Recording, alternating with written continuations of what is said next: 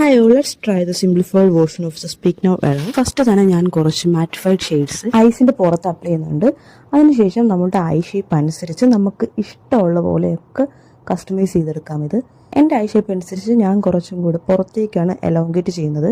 കാരണം ഈ ഒരു കളർ ഇടുമ്പോഴത്തേക്കും ഐസ് നന്നായിട്ട് എടുത്ത് കാണിക്കാനും അതേപോലെ തന്നെ ഒന്ന് എക്സ്പ്രസീവായിട്ട് തോന്നാനും വേണ്ടിയാണ്.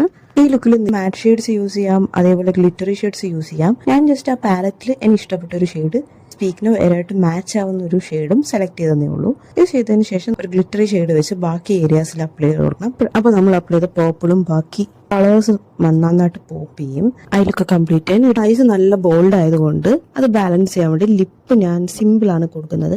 ബ്രൗൺ അണ്ടർടോൺ വരുന്ന ഒരു ഷെയ്ഡ് എടുത്ത് ഞാൻ ലിപ്പിൽ അപ്ലൈ ചെയ്യുന്നുണ്ട്. കാരണം പേർപ്പിളിൻ്റെ കൂടെ നല്ലതായിട്ട് സ്യൂട്ട് ആവുന്ന ഒരു ഷെയ്ഡാണ് പിങ്കും ബ്രൗണും ഒക്കെ. അപ്പോൾ ഇതാണ് നമ്മുടെ ഫൈനൽ ലുക്ക്. അടുത്ത ലുക്കിൽ കാണാം. ബൈ.